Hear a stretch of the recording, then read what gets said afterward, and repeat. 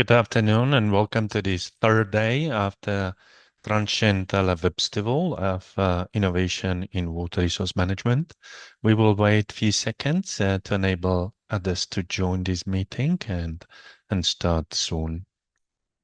Yeah, it seems that the number of the participants is stabilizing, so we can start and others will join us a little bit later. So good morning, good afternoon, depending where you are connected from. Welcome to this third day of the TRANSCEND Webstival. Today we are going to look into technical capabilities, and those of you who did not participate in the first 2 days, so we started on the day 1. We're looking into the financial capability building for transformative adaptation. I had the honor to give the keynote on fundable, bankable projects. And then we had a interesting discussion with a representative of the Living Lab across 7 river basins. Yesterday, we looked into institutional capacity building, and we had a keynote by Thomas Kurtz from Climate Kick, who is the coordinator of Pathways to Resilience. And he built upon what I was saying on Monday on the experiences of the institutional capacities, also the cascading funds that you can tap into, and there will be more coming into the future, but also the early experiences from how to build institutional capacities and so on. Today, we are going to have a look on technical capabilities. So we will start again with a keynote of a distinguished speaker that I will introduce in a second. And then we will again have a nice discussion across the different living labs. And in between, we will have a survey again on the technical transformational opportunities and barriers that hinder the transformational adaptation. So I think I have to repeat some housekeeping rules. We are recording this webinar. So those of you that would like to come in and ask questions, you need to be aware that this will be recorded and will be made available from our YouTube channel. You can ask question anytime throughout the Webstival. Just use the Q&A facility and post the question to the keynote speaker or to the panelist and so on. So you are welcome to use that as much as you can, and we will then pass the question to our speakers. So I think I'm done with the introduction. I didn't introduce myself. You might remember me from the last time. My name is Jaroslav Mysiak, and I'm from Euro-Mediterranean Center on Climate Change.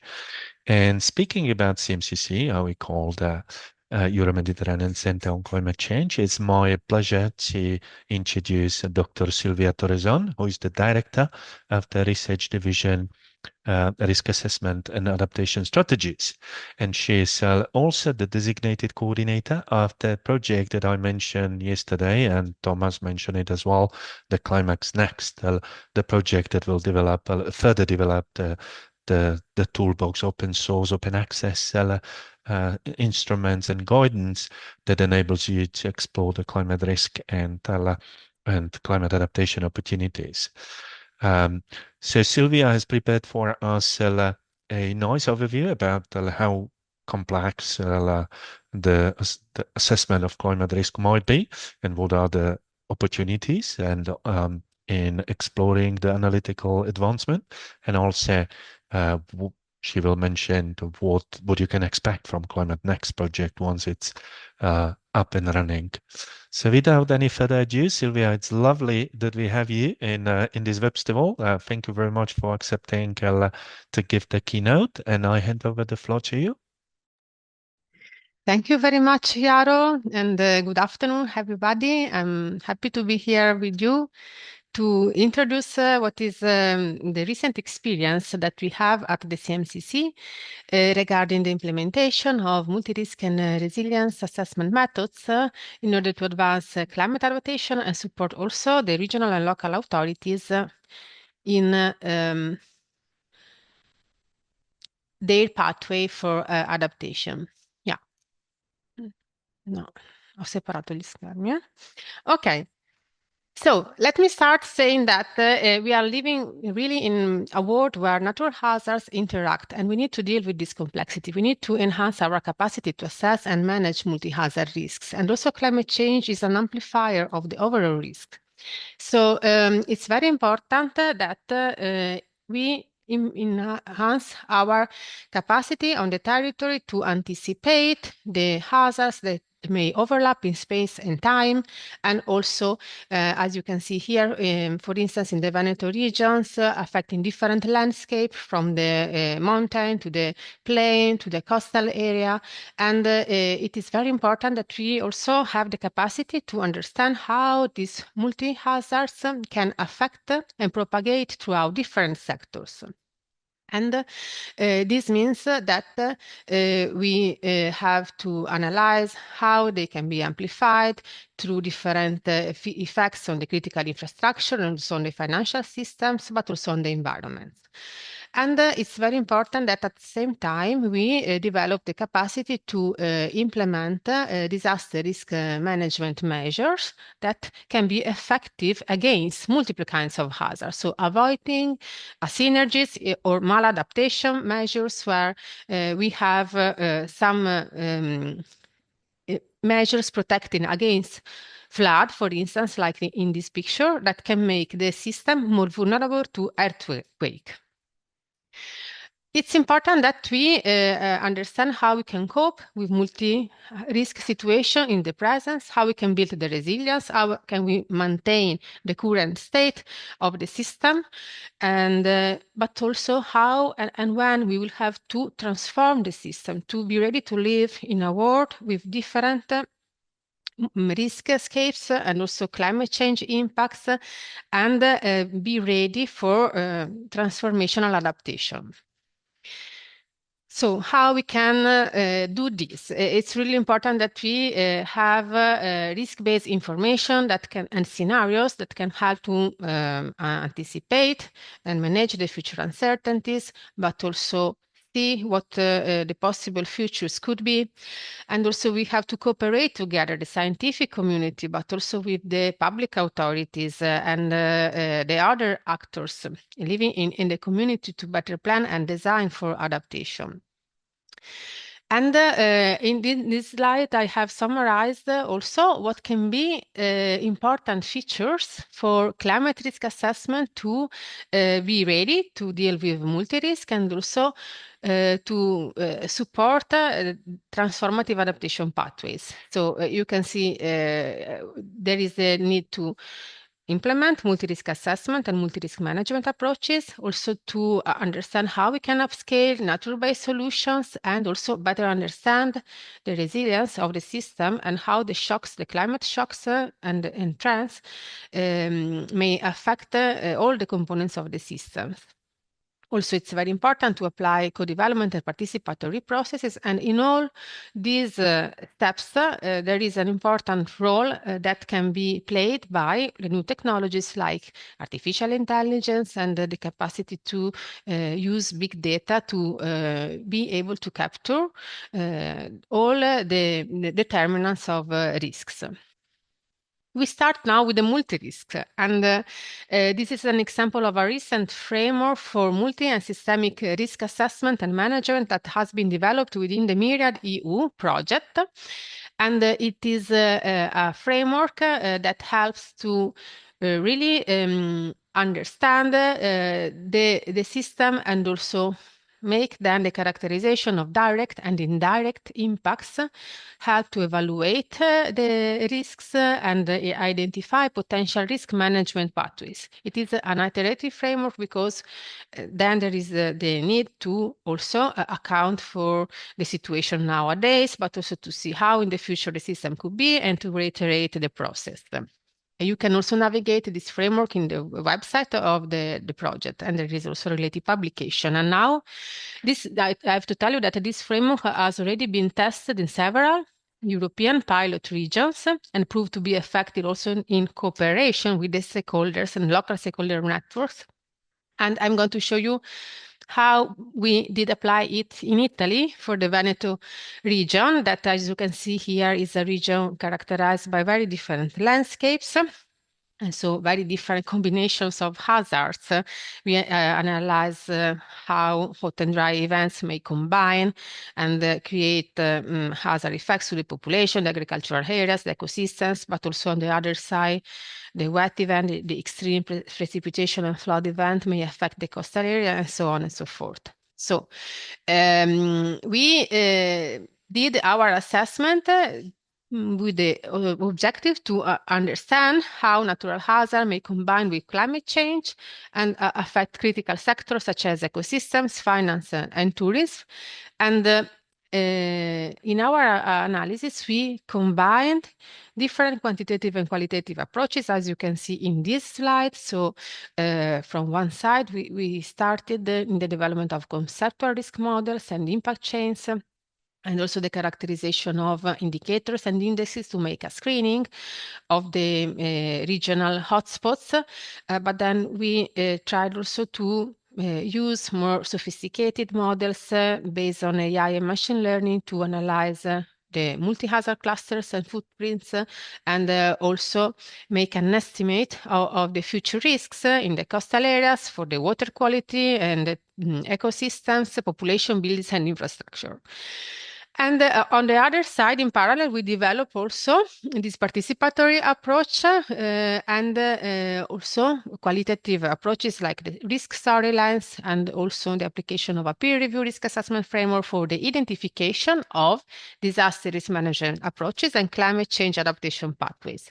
Let's see very, very quickly. I don't have much time, but just to give you an idea of the kind of output that we can get through the application of these methodologies, you can see here that we used a machine learning methodology for the clustering of compound events happening in the same area at the same time, or of consecutive events in the same area at different times, but not so far, in a way that we can see heat waves, drought, precipitation, wind, how they combine, and how the predominant multi-hazard patterns show in the Veneto region. This is the reference scenario, and you can see that the red dots are the representing heat and drought events that are the main hazard combination in the plain and in the mountain areas.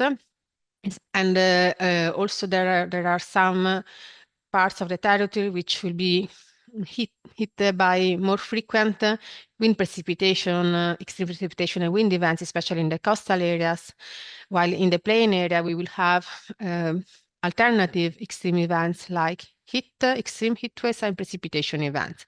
And you see how they're going to change in the future, these combined hazards, these clusters, these footprints. And you can see here in the bubble diagram how the number, intensity, and duration of drought and heat waves increase in the future RCP 8.5 scenarios up to 2017. So it will represent a concern for this territory.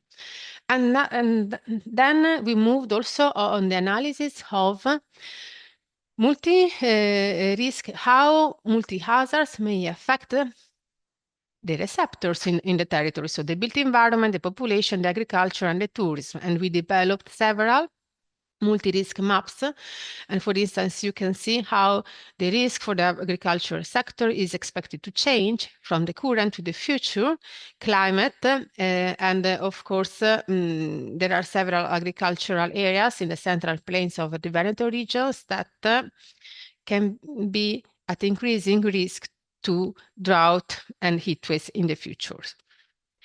Going to the coastal area, it is the interface between the mainland and the ocean, the sea. And so here we try to analyze the combined effect of extreme precipitation, but also wind, with the extreme storm surge and increasing sea levels. And in this case, the first step was to try to collect all the data representing the hazards and hazards indicator in the baseline period. then to characterize with several indicators like the land use, the population, the topography, also the exposure and vulnerability characteristics of the territory. And then we used a data set of the past damages from since 2009 to 2024 from the archive of the state of crisis of the Veneto region. And with all this data, we informed a machine learning model that was used to investigate the factors that are most important for triggering the damages in the coastal municipalities. And so you can see here that sea surface height, total daily precipitation, and wind intensity seems to be the one of the three most important factors. And then we choose this proxy to build a model, a machine learning model, to project the risks and the damages in the future. And you can see that according to our analysis, the days, the frequency of impact days in the future will be more or less 5 to 10 times higher than the current level. And so, yeah, of course, coastal risks is an important and urgent priority for adaptation in this region. Finally, we had also the opportunity to develop, in order to guide a little bit more also the evaluation of the risks affecting the region and also the urgency to act. We developed a tool, a large language model that is able to collect also the evidences from the literature, the evidence from the policies already in place to cope with the coastal risks in the Veneto region. And we managed to have, with the expert judgment and the participatory action of the stakeholders, a ranking of the more urgent risks where adaptation actions may be needed in the Veneto region. Going to the more qualitative approaches, you can see here an example of how also we developed the storyline for a past extreme events. The Vaya storm happened in 2018. And first we analyzed and collecting also the paper, but the information also from the local authorities about this event. We managed to characterize the factors that trigger this event. And we use this as a first narrative to then, together with the quantitative risk assessment that I showed before, the future projection of risk, the future projection of compound events, and so on, we try to imagine how a future event like Vaya would occur in the future. What would be the different impact pathways that we need to pay attention in a future Veneto region where heat waves will be more frequent. And that was very useful also to reflect about how we can foresee future risks that are very difficult to be quantified through modeling approaches. And so this is a complementary approach that proved to be very interesting also and useful for the stakeholders to think about possible future scenarios that never occurred before. We use also the storyline and also the risk-based information from the quantitative risk model to then choose, together with the stakeholders, forward-looking disaster risk management pathways. And for doing this, we applied the peer review assessment framework that is already proposed for the national peer review assessment by the DG ECO program. And we managed to work with the local stakeholder networks, identify what are the actions that can be needed to reinforce risk assessment capabilities, risk management capabilities, prevention, preparedness, response, and so on. It's not only necessary to see what could be the multi-hazard risk scenarios and their potential impacts, but it's important also to have tools and technical tools to analyze the resilience of the systems especially to high impact, low probability events. And this is something we are doing in another European project, the Agile project, where the focus is to try to develop a risk agnostic approach for the assessment and management of the so-called HILP events. And this means that we want to increase our capability to analyze events that are rare, different to be anticipated and predictive, have no precedence in the history, and can manifest very quickly. And so they are also very difficult to be managed.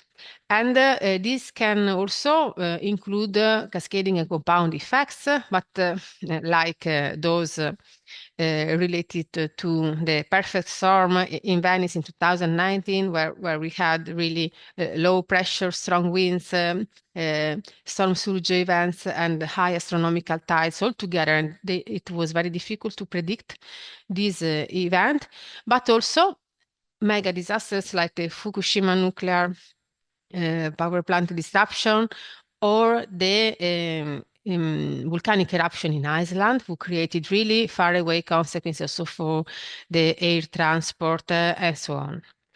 And in order to address these types of events, it's very critical to have a model predicting the triggers of these events. But what you can do is to look at the resilience of the systems, to try to shock the system and how it may react, how a shock can propagate through the critical infrastructures within the system. And this is a risk agnostic scenarios because it looks more inside the system and it can work really for different types of hazard combination. And it doesn't matter the cause, but you look at the system and try to understand what are the weak points and the common points of failure where you can act to build the resilience. So it is a stress testing methodology that is proposed in this project.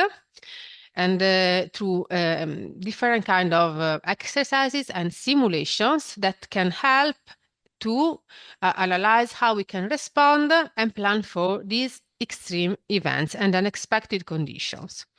In Agile, we developed a tiered approach.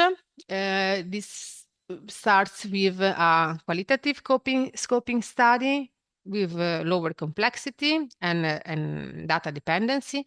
And then we, step by step, go to a semi-quantitative analysis looking at the interdependencies of critical infrastructure and also at the spatial and temporal propagation of the impacts into the system throughout the critical infrastructures, which requires a tier 2 level with higher computational complexity and data dependency. We are applying this stress testing methodology for the metropolitan city of Venice. And also in this case, our analyses are co-produced together with the local stakeholders networks, including both the public authorities, the civil protection providers, but also the critical infrastructure operators. And as you can see here, we already implemented the Tier 1 as a serious game and a card game that really helps to see how different hazards may occur together and how they can, the combined hazards can also be affected by a wild card, for instance, a convective storm and an industrial accident can trigger serious impacts if they occur when there is also a failure in the waste processing in the city. And then, it's also random, the choice of the critical elements at risk, so the infrastructure where the hazards propagate. In this case, you can see in the cars, for instance, impacts in the electricity transmissions. And we used the card game to develop the scenario, okay, the scenario. And then based on this narrative of this scenario, which includes also potential malfunctionalities of the Mose barriers, and also the possibility to not use the bridge to go from one part of the city to another. We look at the interdependencies between the critical infrastructure, and so how these shocks may propagate to the electricity, the water transport, health, and then the overall civil protection system. The third tier of analysis is still under development, and it's the more quantitative one. And we are testing an agent-based model for impact propagation, and to see how the HILP events may affect the movements of population.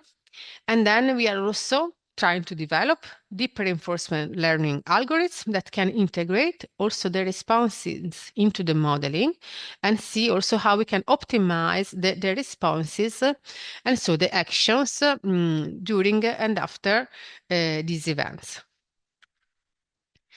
The third component that I want to show in this seminar is also the need to evaluate the role of nature-based solutions in the risk models. So it's important, nature-based solution may be very important to provide ecosystem services and also to mitigate climate-related risks such as flood and erosion. You can see here a case study that we have in Venice within the Rest Coast project, where we are monitoring the performance of salt marshes restorations in a pilot area here in the central lagoon of Venice.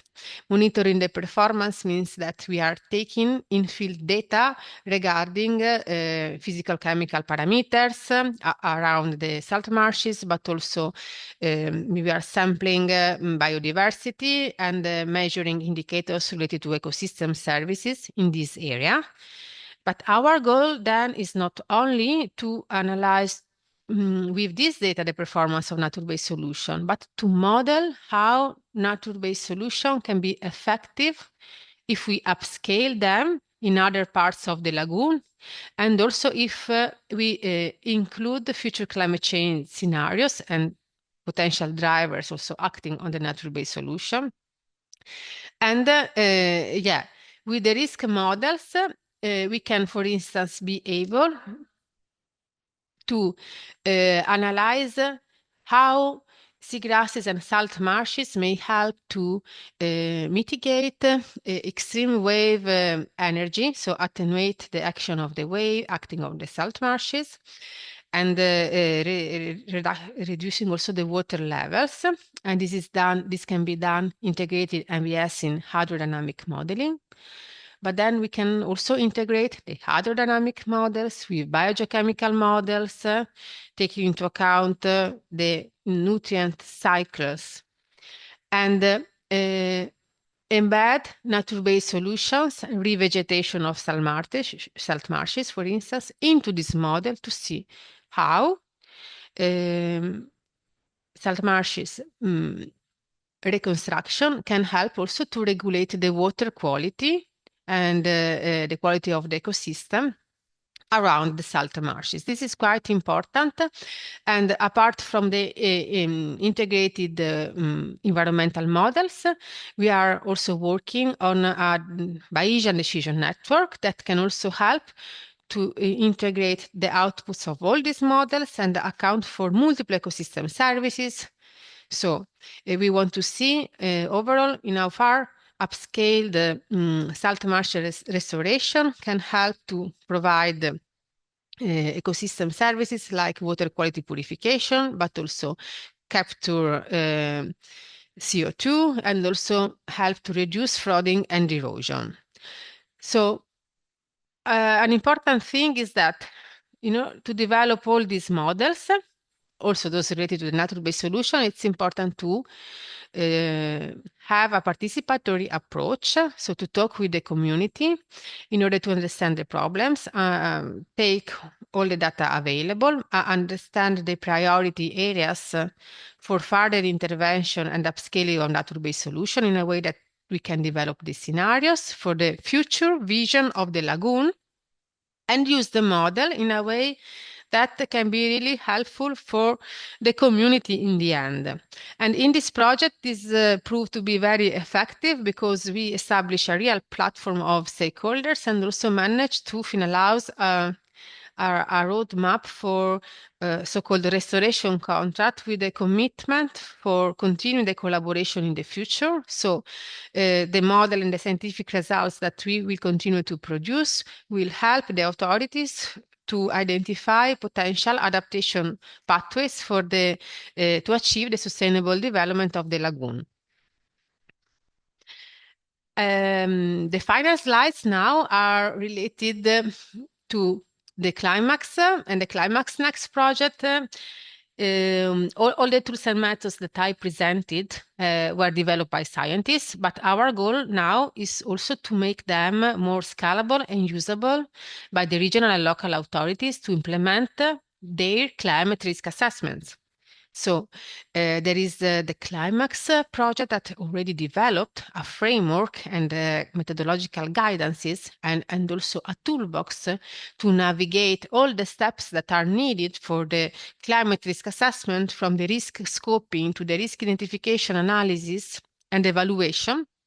And there is already possibility to explore some risk flow workflows and also some case studies who implemented already this methodology and the climax framework in Europe. And there is the possibility to have training and also access to cascading funds for implementing the climate risk assessment. And so the Climax Next project will continue and will expand the Climax content, and we will extend the current toolbox into a playbook, and including also a catalog of regional assessments, including also story maps of applications of climate risk assessment by the regions. And we will help the regional and local communities also with practical examples, trainings, and other open source tools for the implementation of their own assessment. This is important because our goal is then to expand a community of practice for risk assessment, where not only the scientists, but also the public authorities are part of it. We learn from each other. There will be mentorship programs where also regions can be ambassadors of climate risk assessment experience for other regions. And our final goal is to become co-owners of the climate risk assessment frameworks and tools, and to improve them continuously over the time to shape also the priorities for future adaptation of regions in Europe. Okay, so I think I can stop here, and I'm happy to have a feedback from you and any question. Thank you so much, Silvia. That was really nice and very detailed explanation of the advancement of the risk assessment, what it takes, but also how to make it accessible. So we have few questions. I would start with the one that we have received from our audience, and this is from Dinesh, and Dinesh is asking, you have presented a several risk application, one looking at the socioeconomic systems like economic damage and the social implication, and the other one on the environment. And he's asking whether there's a application where those two systems are communicating between those. So you take into account the feedback from the impact on environment when you are modeling the socioeconomic impacts and vice versa. Yeah, thank you. This is a very good question. This is one of our goals also to integrate many applications all together. Step by step, we are doing this.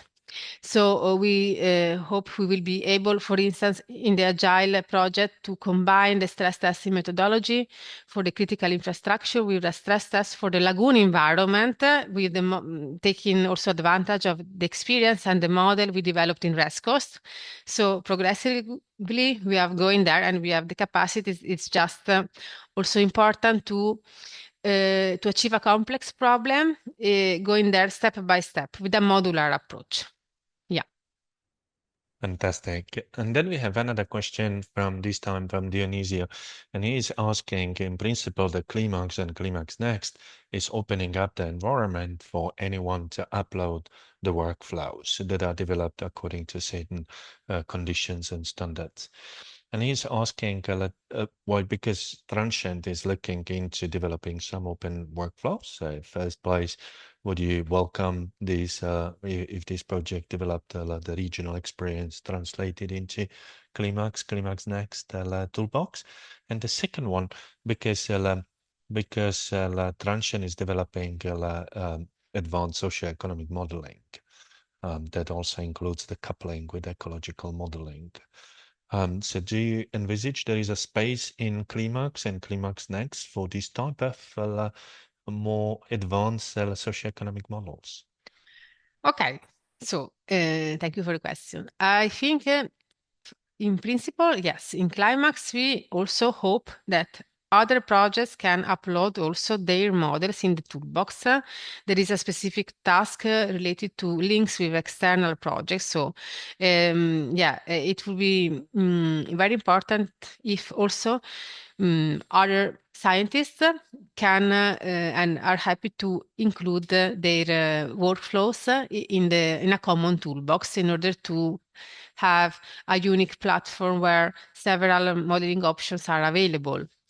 And yeah, in relation to the modeling of a social economic system, yeah, I think that also that part can be included. And also in Climax Next, we have foreseen some innovations in terms of risk modeling because we want to integrate multi-hazard and multi-risk assessment tools in the current Climax toolbox.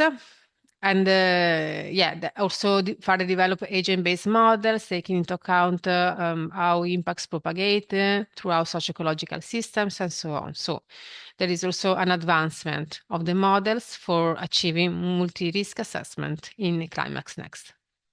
Brilliant. Thank you very much. Yeah, we have only time for one more question. And I would use this time because we don't have additional question. I would use this to ask this one. So it's interesting that on the one hand, the climate risk assessment is becoming more advanced and more complex and more, you call it agnostic, not referred to a single hazard, but to any hazard. On the other hand, there is also growing literacy, but of the users or of the citizens. But there is a gap, right? So how do you see how can we make the result of risk assessment accessible to citizens or stakeholder in the river basin? Or what do you think, how to make it simple for them to understand and realize and foster the activity? Yeah, yeah. I think in our experience, the use of storylines proved to be very effective to better communicate the complexity of risk propagation pathways to the final end user. So we don't need just numbers of or complex models. We need to improve our capacity to explain the complexity in ways that are more easy to reach a wider audience. Yeah, risk storylines can be one of these, I think. But maybe there are also others. I'm happy to join a discussion. It's not an easy question. Fantastic. Thank you. Thank you, Silvia. That was really nice and really very thorough and very informative for this Webstival and for our audiences. So thank you very much for having been with us. It's brilliant, and we are looking forward to the new opportunities and the Climax Next. Thank you very much. Good afternoon. Thank you. And yeah, to move on with the agenda, we have now the participant survey looking into what are the barriers to technical capability development and across our pilots and across our transformative research. So I hand over to Dionisio. Thank you, Jaro. Okay, so I guess that those of you who participated yesterday and before yesterday are already familiar with this exercise. It's the third time we're going to do it. For some of you, the fourth one, because we are going to replicate something similar to what we did in the international workshop of Valencia, and anticipating something that we're going to do across all the different living labs over this last year. Actually, Dorontes already pioneered this sort of exercise. So yeah, we are going to share with you very soon a Mentimeter in which, well, now it's already being shared. Thank you so much, Rudy, Melissa. So here you have already the Mentimeter code. Please, all of you, scan it through your phone or use the computer as you prefer. If it doesn't work, the QR code, you can go to the website and enter the code that you see to the left side of the slide. And you will go to the next, exactly to this slide in which as usual, you will see a number of technical barriers that hinder the action on water projects, transformational adaptation on water projects.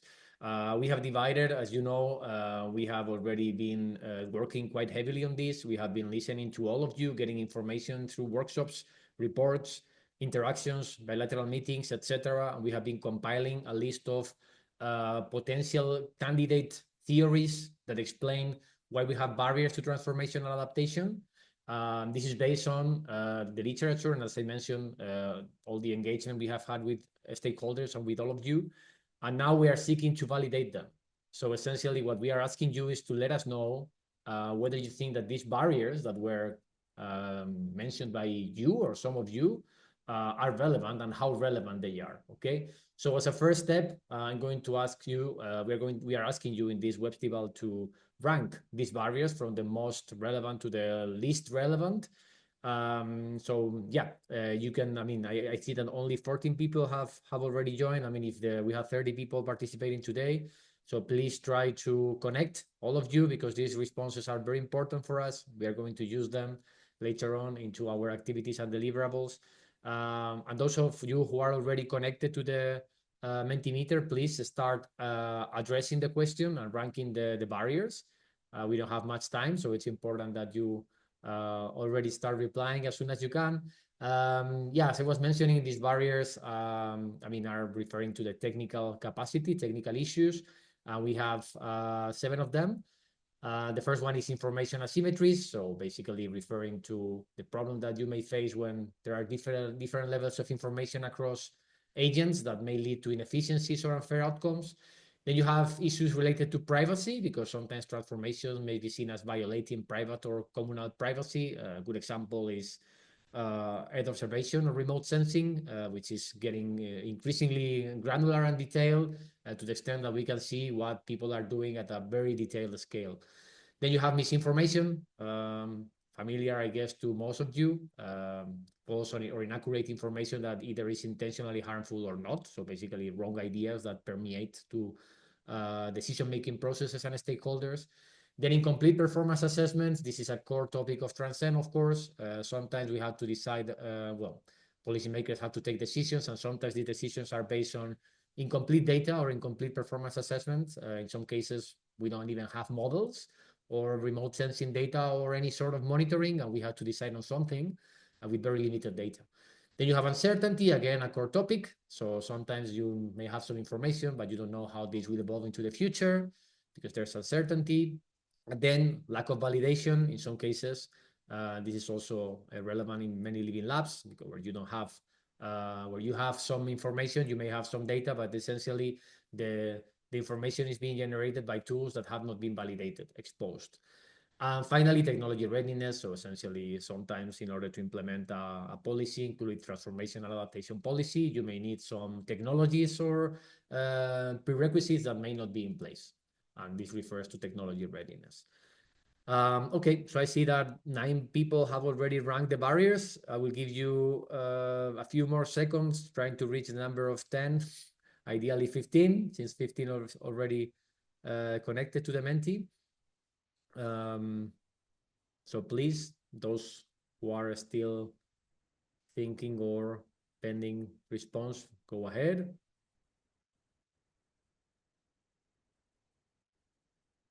Otherwise, we can get going to the next slide, and those who are responding can do it in the meanwhile while we see the results.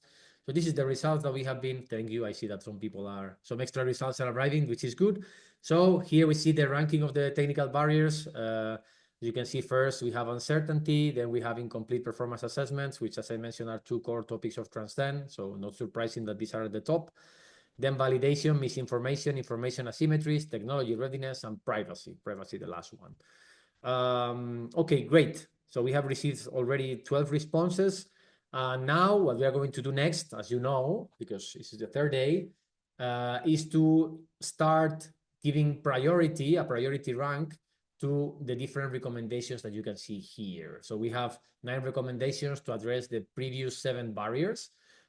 In case you are missing the ranking of the barriers, because they have disappeared from the screen. If you go to the chat, I think Rudy has already pasted there the answers from the previous slide. So you can take a look at it and see what were the barriers and what were the ranking, what was the ranking that you decided to give to each of these barriers, which may be useful in order to start thinking of what's the priority for each one of these recommendations.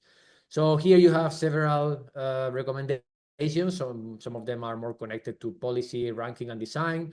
Some others are more technical in nature, related to monitoring, validation, etc.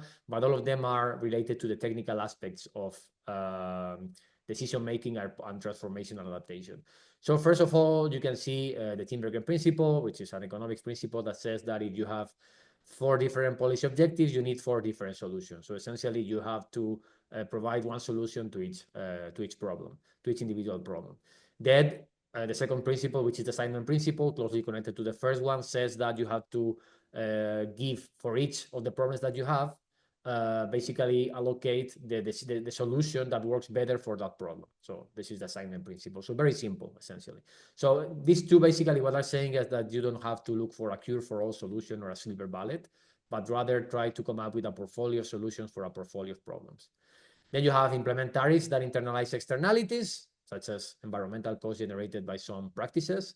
Build pricing based on risk to reward virtuous adaptation and punishment adaptation. So essentially, again, use pricing in order to risk-based pricing. So, for example, if you are in a risk-prone area, you should be trying to price higher those individuals that are behaving in a riskier way, rather than those that are showing a more virtuous behavior. Then build trust and enable accountability with transparent information. I think that's very clear in itself. Make decision makers accountable for their choices through performance indicators. That's also another thing we can think of. So essentially, if you're not generating the good enough information, you may be held accountable for the wrong decision that you have taken. Quantify the value added by transformational policies in contrast to other approaches. So essentially, providing some counterfactuals or baseline scenarios against which we can compare. So, okay, if you don't do this, what's going to happen? Versus if you do this, what's going to happen? Then support robust decision-making. So identify solutions that work reasonably well under most plausible futures. And finally, complete monitoring and performance assessments to better inform policy. So essentially, MRV, so monitoring, reporting, and validation. Try to get the best possible information and the best possible data, including performance assessments, to better inform the policymaking.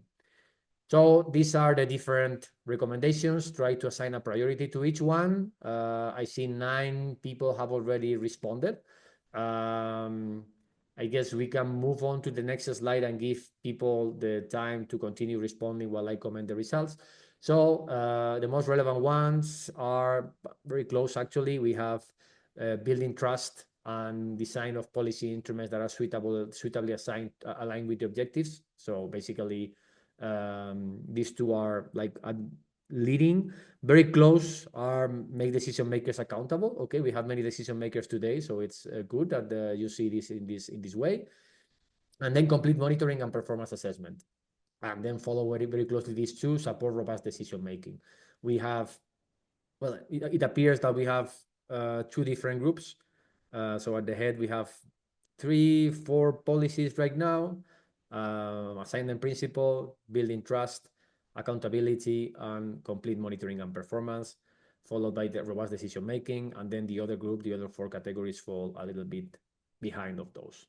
Okay, so I mean, I will invite all of you to continue responding. We have 17 people connected, so please, all the 5 people who have not replied, please try to do it over the next few minutes.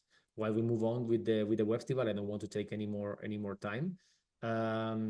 So thank you so much for your participation. As I was saying, this is going to be a very relevant input for the policy notebook we are going to deliver at the end of the project, which is going to advise other areas, other leading labs on other regions on how to implement transformational adaptation and what are the key barriers that they're going to face and how to address them. So this is very useful. As I was saying, this is going to be but a small taste of what's going to come in the next round of workshops, where we are going to ask you to respond to all the barriers and recommendations more thoroughly. So thank you very much again. And that's all from my side for now. Over to you, Jaro.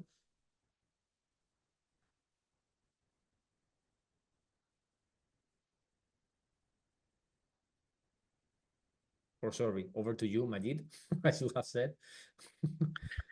Yes, thank you, Diony. Thank you very much. Um, this is Majid Niaskar. I'm working at Euro-Mediterranean Center for Climate Change. Today, I have the honor to be with you with the Living Lab panel discussion. Today, as the last version of this panel discussion, we have three panelists from the Living Labs over across the Living Labs in TRANSCEND project. We have Camilo Gonzalez and Julio Cesar Miranda Aranibar from Titicaca, Bolivia and Peru. We have Alice Vecchi from Reno River Basin, northern Italy, and the last panelist will be Fotis Pantazoglu from Timpaki River Basin in Crete. Thank you very much for joining us today. The question is the questions are how is your region building technical capacity for adaptation, and also we would like to hear from you, how do you keep your region informed about new opportunities to advance technical capacity. Floors is yours. Let's start with Camilo Gonzalez. Excellent. So thank you, Majid. Thank you, everyone. It's nice to be here. So I will share my screen. Just 1 second. I guess that you can see my screen now, right? Yes, Camilo. Thank you so much, Majid. And as you mentioned about the two questions, the first one is, how is your region building technical capacity for adaptation? So I will start replying first, and then I will let the floor to Julio Cesar, that he is from the binational authority that is in charge of the Lake Titicaca, Desaguadero and Popo system. So technical capacity for adaptation in this system is being strengthened through a combination of advanced modeling tools, real-time monitoring system, and also participatory decision support approaches. This binational authority has developed hydrological models that simulate lake dynamics under different hydroclimatic conditions, and these are complemented by in situ monitoring systems that provide real-time data for the decision making that they did. By this, also the Stockholm Environment Institute has developed a national water balance model of Bolivia using WIP, which has been downscaled to the TDPS system. Also, this model integrates climate change scenarios based on projections from the Intergovernmental Panel on Climate Change, the sixth communication. Also, hydrological processes affecting water availability and economic components, including crop level profitability, enabling stakeholders to understand trade-offs between water availability, agricultural production, and also economic outcomes. A key innovation here for the technical capacity is the development of a serious games that translates complex model outputs into an interactive and accessible tool. This allows the stakeholders to explore scenarios, also visualize impacts, and maybe engage in experimental learning, fostering co-learning and supporting more informed and participatory decision-making for transformative adaptation. So this is how the region is advancing in technical capacity, but I will let the floor to Julio Cesar to tell us more about this. Thank you, Camilo. Good morning and good afternoon to everyone. It's a pleasure to join you again. This intervention is intended as a continuation of yesterday's reflection, where we discussed how the TDPS region is strengthening institutional capacity for adaptation. But today I would like to focus more on specifically on the technical dimension, how our region is building technical capacity for adaptation, and how we keep regional actors informed about new opportunities to continue advancing that capacity. So from the perspective of ALT, technical capacity for adaptation is being built through the combination of three complementary elements: improved monitoring, advanced modeling tools, and participatory approaches that help translate technical information into practical decision-making. The TDPS system, which includes Lake Titicaca, the Desaguadero River, Lake Popo, and the Coipasa salt flat, is a highly complex transboundary system shared by Bolivia and Peru. It is exposed to increasing climate variability, changes in precipitation patterns, droughts, floods, and significant fluctuations in water levels.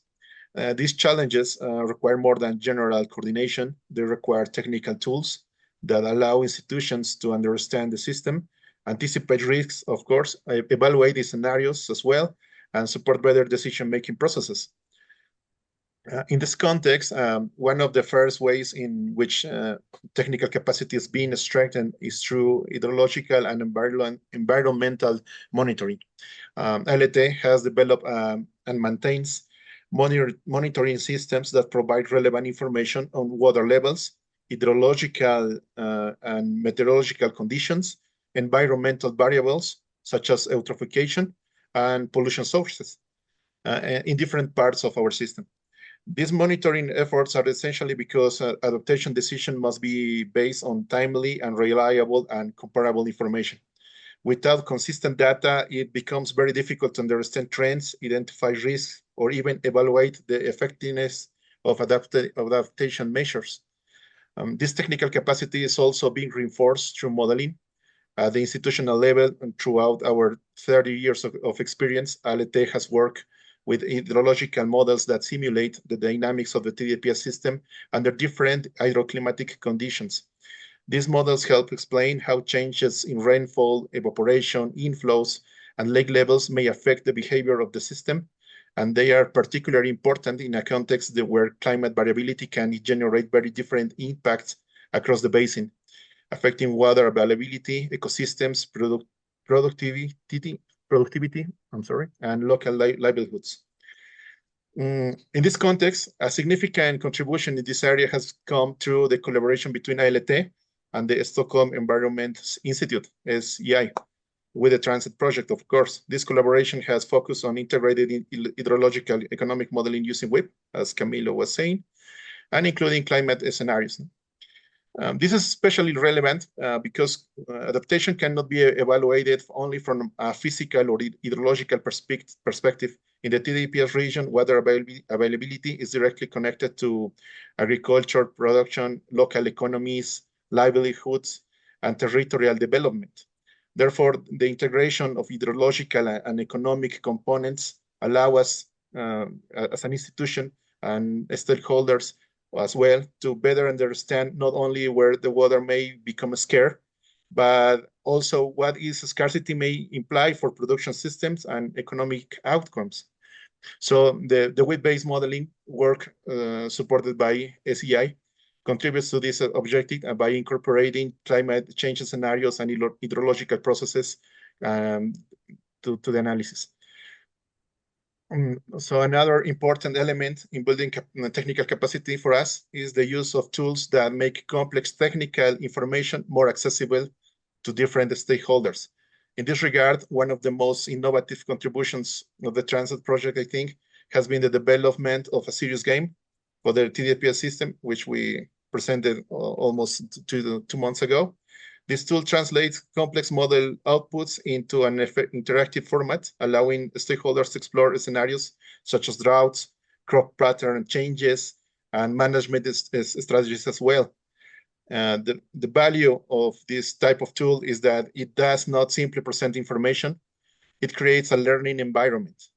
through the serious game, farmers, local authorities, planners, and technical staff can visualize how different decisions may affect water availability, agricultural profitability, and system sustainability, of course. This supports a better understanding of uncertainty, risk, and the interdependence within the basin. So to conclude, in this sense, technical capacity is building is not limited to training people to use a specific model or software. It also involves strengthening the ability of institutions and stakeholders to interpret information, discuss alternatives, and jointly evaluate adaptation pathways. So that will be Thank from you my very end much, for the Julio first Cesar. question. Thank you. Yes, thank you very much. Very nice. Very nice to hear from you and Camilo. Let's give the floor to Alice Becky to hear from her about Reno River Basin and her reflections. Alice, Yes, floor is yours. Can you hear me and also see me? Yes. Okay, perfect. I will share my screen right now. Great, thank you. Meanwhile, I invite all participants to write in the chat if they have any questions. Alice? Yes. Can you see the presentation? Yes. Thank you. Okay, perfect. Then I will start. So good afternoon and good morning from my side too. I'm Alice Vecchi from ARPAE, which is the environmental agency of the Emilia-Romagna region. In the TRANSCEND project, we are the living lab leader of the Reno River Basin. So I will start this presentation with a brief overview of this river basin that you can see situated in the map on the right. So the basin is more than 4,500 square kilometers wide and has very different characteristics in the upper and in the lower part. The upper part has a mountain landscape and climate, and the river, the Reno River and its tributaries have a more natural flow, even if they host dams for hydropower use, so not at all completely natural, obviously. The lower part, which is basically the brown portion in the map, is plain and has a Mediterranean climate, and it's highly anthropized and very vulnerable because during the years, a very wide network of channels was created for irrigation purposes. In fact, the main land use is agriculture, and irrigation accounts for 80% of the water use. Climate change is growing in this region, which lies in the Mediterranean. The Reno Basin is exposed and vulnerable, both to droughts and floods, which in the recent years, you might have heard, have occurred in a very extreme way, one after the other. And ecosystems are also at risk in this area. So to answer this question, I will talk about TRANSCEND and also about the regional adaptation strategy in a second moment. So as most of you know, I think, the project is almost over. And so far in the Reno Living Lab, we had 3 stakeholder workshops with engaging approximately 30 stakeholders from 15 different typologies of institution, including Emilia-Romagna region, which is like the regional authority where the Living Lab lies. And during the first workshop, we asked stakeholders to think about gaps and criticalities and in the basin, and one of the gaps that emerged was exactly the lack of technical capacity. And our stakeholder at the time referred both to the lack of models, of existing models, and also to their inability of directly using models and or reading and understanding their results. So I'm just saying this because I think it proves that in this region, technical capacity is a thing.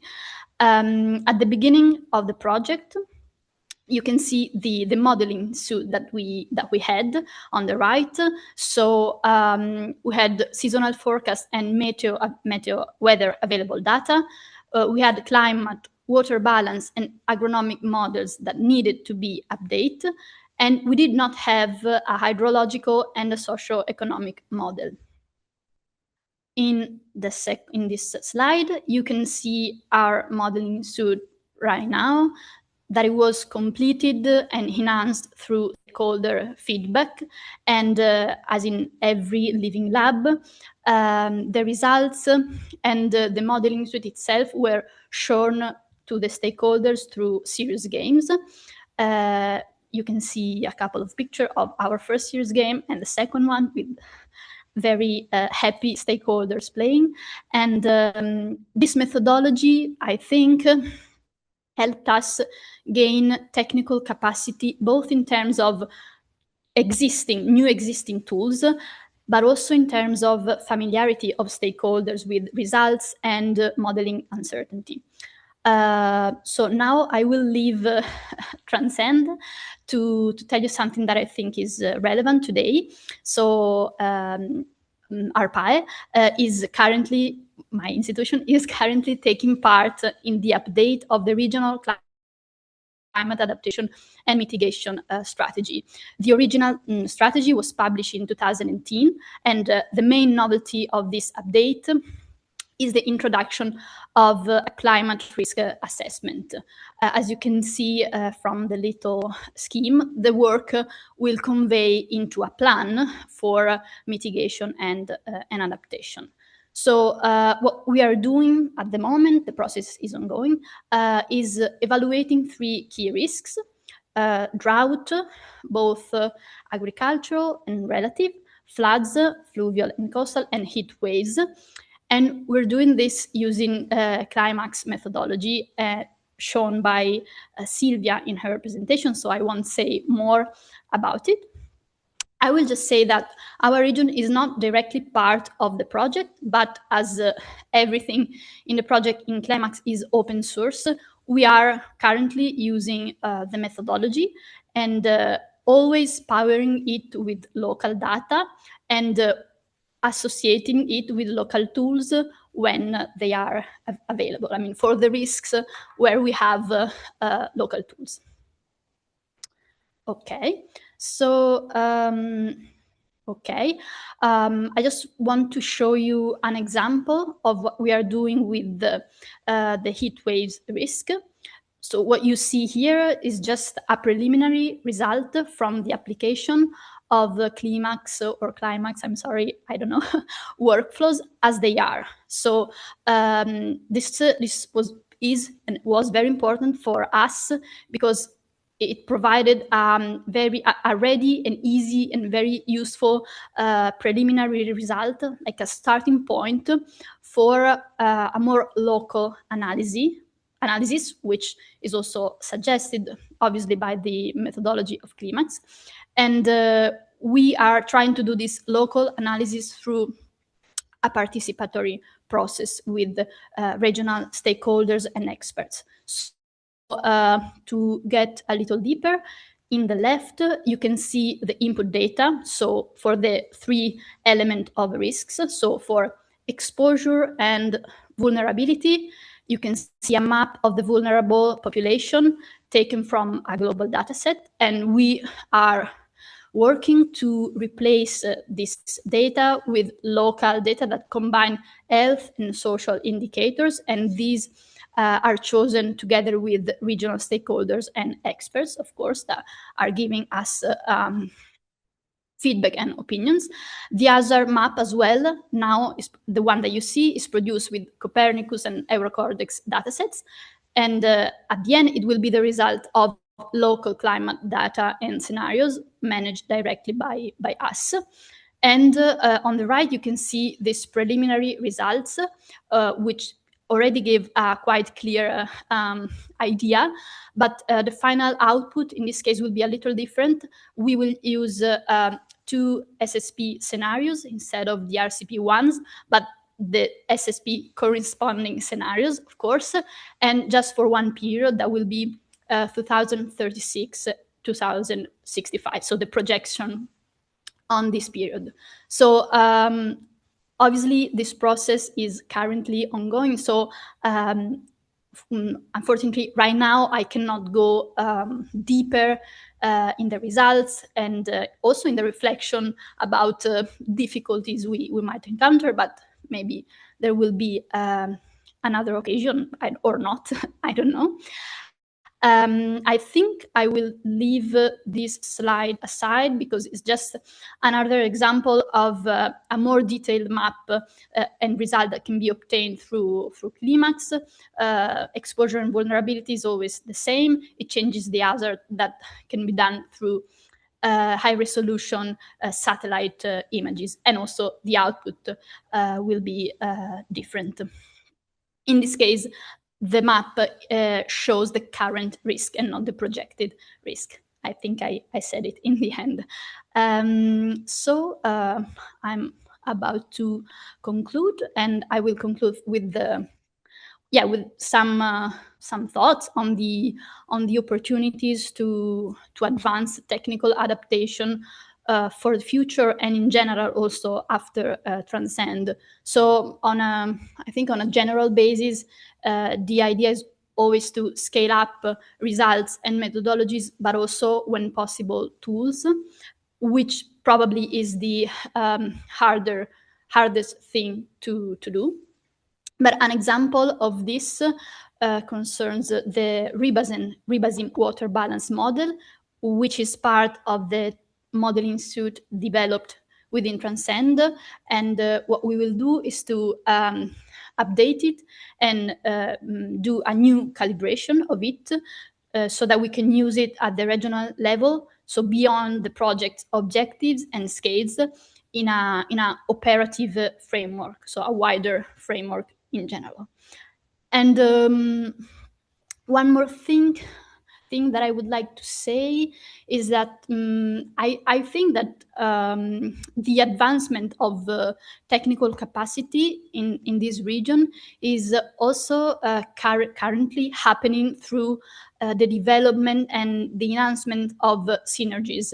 I mean that, for example, the update of the regional strategy kind of replicates and strengthens some methodologies and approaches that we have learned through Transcend. Also, the fact that the exact same people are working to both project and strategy is very relevant. So, for example, transformational adaptation, stakeholder engagement, and co-development are key elements of Transcend that we are trying to replicate in the adaptation strategy on a wider regional level. And also this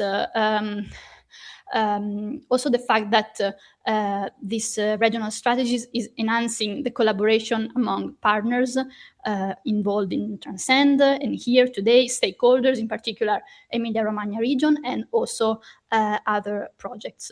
Thank you, Alicia. Yeah. Thank you very much for comprehensive reflection and all the projects and synergies you are talking about. Very nice. Please let me give the floor to Fotis from Timpaki River Basin to also hear from him about technical adaptation opportunities in his living lab. Fotis, yes, good evening, and good morning to everybody. Let me share my screen.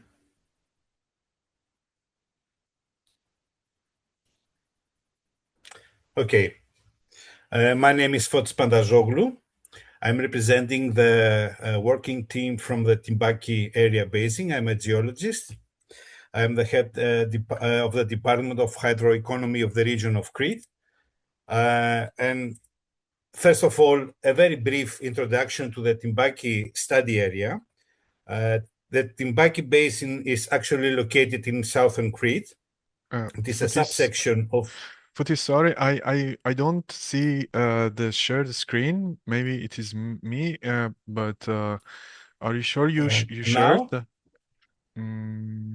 Yes, thank you. I see it now. Yeah, thank you. Sorry. So the Tibaki study area is a part of Crete. It's located in southern Crete, a subsection of the wider Messara Basin. And actually, Messara Basin is the principal agricultural zone in the island of Crete. Timbaki Basin is traversed by the Geropotamos River, which is this one here. And of course, it includes Katsoulidis River and Magiros River, which are, Katsoulidis River is very, very important to us because actually all the water of Katsoulidis River is filling the Fandenombeni Dam. The land use of the Timbaki study area is agriculture in a percentage of 40%. And in the wider area, we have a population of 11,000 residents. The annual abstractions for irrigation mainly are 7.5 million cubic meters. And the Tibaki Basin is divided in 6 different water bodies. From them, the 2 of them are in a poor quantitative status. Over extraction that in some cases is leading to salinization and seawater intrusion. So one of the objectives of the project is to determine, of course, the technical adaptation opportunities in our basin. And to achieve that, we analyzed the behavior and the opinion of our stakeholders during the different living labs. So we designed together with our partners a serious game, and here you see the scenarios, the different kind of scenarios that we use in our serious games. We have different kind of hydrological scenarios, different kind of infrastructure scenarios, different economical scenarios, and I must here say that we tried to give a good representation of what actually the status is. And here are the management scenarios that the stakeholders are choosing. So we are trying now to, from the behavior and from how our stakeholders actually play the game, try to identify some technical adaptation opportunities. I have some results here. This is we have here 2 players. The one is actually using the reference scenario, and the other one is choosing to add Platis Dam, a diversion of water to the basin. And if we see the results, we see that the player that chooses to add a big dam in the region actually is winning. I must say here that the economical scenario is chosen randomly by the game. So, are they stakeholders seeing something that we don't see? A small research, and we ask them, and what are they thinking about the whole theme? So they believe that actually we must construct more dams and divert the water. This is the Platis River case. We must have projects for groundwater recharge within small-scale water storage projects. This is the Magiras River. We must control the reduction and losses and leakages in water networks. This is an existing problem in the area, not only. We must use modern technology and AI for better water management. And in the end, reuse of treated wastewater through wastewater treatment plants. So let's see these technical adaptation opportunities according to our stakeholders. This is a Tibaki area basin here again. And here is the Platis Dam that will be constructed, hopefully, the next 5 to 7 years. So what will the Platis Dam do to our region, to our stakeholders? What will it bring? Of course, it will bring an increase of the irrigated area. This hopefully increase the crop production. And finally, if everything goes well, this will increase the income of the farmers. So that's why they are always choosing this solution, this big technical construction as first. Another thing that they want to do is to make groundwater recharge by the construction of small-scale water storage projects. Those are some images from Magiras River. Actually, this works. This works very well. We have a recharge of the groundwater system that will hopefully lead to an increase of the water level in our drills, and this solution is not so costly for them as constructing a big dam. And finally, a more advanced and cheaper solution in order to have a better management of water use is to use AI and new modern systems in order to have a better control of the irrigation, a reduction of losses, and a reduction of leakages. I'm afraid I was very fast. Thank you very much for your attention. This is an image from Faneromeni Dam. Hopefully this year it will be full again. Thank you for everybody. Thank you for this. Thank you very much. Very nice and on time. Thank you. I really enjoyed hearing from four of you actually, from your experience about your reflection on technical adaptation opportunities. I see a question in the chat says, in case we don't have. Okay, how do you envision to finance the technical work after Transcend is over? Basically, the update of socioeconomic assessment in Reno, remote sensing in Titicaca. So the question can be for all the living labs. Basically, after the Transcend, what do you think? How do you envision the continuity of the technicality on the water system due to the scarcity? Alicia, Fotis, do you want to take this question? Alicia? Or... Okay, I think I can be very brief from what I know. A possibility to finance the technical work after Transcend is, of course, through other projects that may bring this kind of knowledge and tools within our institution, or other financial opportunities that come from the Emilia-Romagna region, for example. Oh, thank you, Alicia. Fotis, yes. Well, as far as I know, the region of Crete already participates in some calls that hopefully will be getting financed.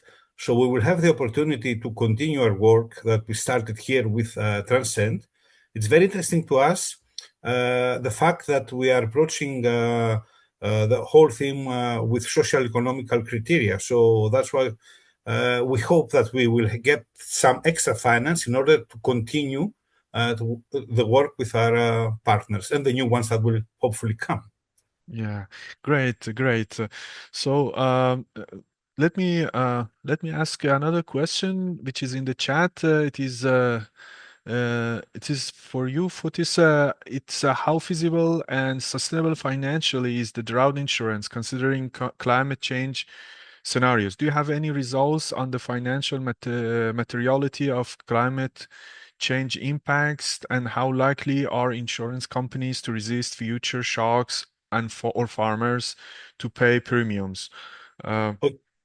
Okay, for your information, in Greece, we have an insurance system actually called ELGA.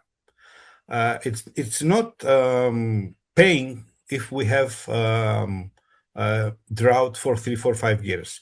Actually, insurance and drought and paying of loss of income is something new.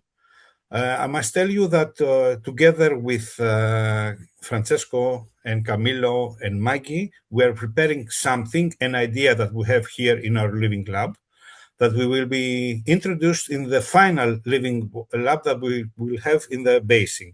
And the idea is the farmers to pay some money to private insurance companies and to get some money if we have some years of drought. But this is something totally new. And actually, we would like to hear from our stakeholders how do they think about if they know all the data that we will provide them to them. Okay. Thank you for this. That's very nice.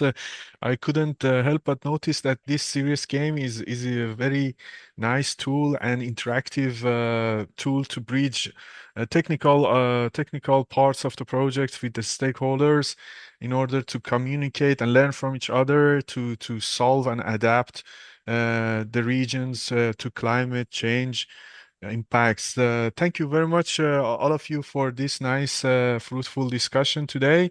I would like to pass the floor to Diony for the last part. Diony. Yeah, thank you. Thank you, Majid, and thank you, Fotis, Alice, Camilo, and Julio Cesar for the excellent presentations. I really enjoyed them a lot. And I mean, for these 3 days, we have been learning, I mean, much from all the experiences from partners, sometimes sharing things that are not at the core of Transcend, but are nonetheless very relevant to the work that we are doing, such as institutional aspects, for example, we were covering yesterday. Today it was more at the core of what we are doing, modeling, monitoring, etc., technical aspects. But nonetheless, there were some very interesting views, such as the last point made by Fotis on the next developments in the Crete Living Lab in the Timpaki. Just to conclude, because I mean we don't have much time left, only 3 minutes, and I would like to stick to the time. I wanted to thank you all for being here and participating in this 3-day event. I think it has been very useful for all of us to learn from each other. This is something that we don't have very often the time to do. The international workshops are a great opportunity, and I think we have very much enjoyed them, all of us.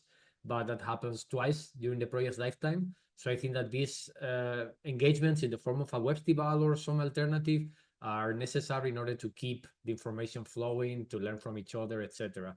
And for example, I wanted to highlight what Fotis was saying again on the insurance. So this idea of insurance and the game of the insurance was triggered by the work that some of colleagues are doing in Valencia. So it's always good to have these cross-fertilization spaces in order to learn from each other and try to implement some of the solutions or the transformational adaptations that are being developed somewhere else. And equally, the work that you have been doing, Fotis, in terms of water charges has been equally inspiring for some other of the labs. So it's something that flows two-way, and I know it takes time. We are all busy, but I would like to conclude with a positive note by saying that, yeah, I mean, it takes time to be here. It takes time to listen to the others, but it's always fruitful, I think. At least it's always interesting, and sometimes it's fruitful towards building collaborations that last over the future. And we are in a part of the project in which we had to look towards legacy building, engagement into the future, as some of you have been mentioning, on how to sustain this technical work over the future. And the opportunities are there, but we also have to think about what we are going to do. And technical aspects are obviously at the core of Transcend, as something that we would like to continue working together over the future among us or with other new partners that will join eventually. So that's it from my side. I would have liked to learn more from all of you, but as usual, the time is very much constraining aspect. And I mean, we already spent 1 hour and a half, and it looks like it's a very much maximum that we can spend nowadays paying attention to what the others are saying. So yeah, thank you very much for all the interesting presentations. Thank you for the discussion. Please remember that all the presentations have been recorded, and they will be made available online, in principle, aligned with the principle of Talanoa. So we are going to share all the discussions, all the engagement, unless we say otherwise at the beginning. So obviously, if we say Chatham House rules apply, we also apply them and comply. But unless this is specified, all the information is shared transparently. And yeah, this will be uploaded online. And as a final note, I would like to connect to what Silvia Torresan was presenting us. This Climax tool is something on which we are going to work over the next few months, and it's something on which you will listen from us, because we are trying to mainstream some of the workflows that are being developed in Transcend into this platform, this pan-European platform, in which we are going to showcase some of the very interesting results we are obtaining, and especially very interesting models that we are developing, in order for other partners into the future to tap into them and use them and create impact, and maybe create future collaborations as well over the future. So it's something on which we are working, and you will be listening from us probably in the next few months. So thanks again, and right in time, I think we can conclude this Webstival. Thank you also, Rudy and Melissa, who were behind the camera all the time supporting us. And thank you especially, Jaro, for the arrangements and for, bringing all these wonderful keynote speakers. And thank you all for being here. That's it from my side, and see you soon.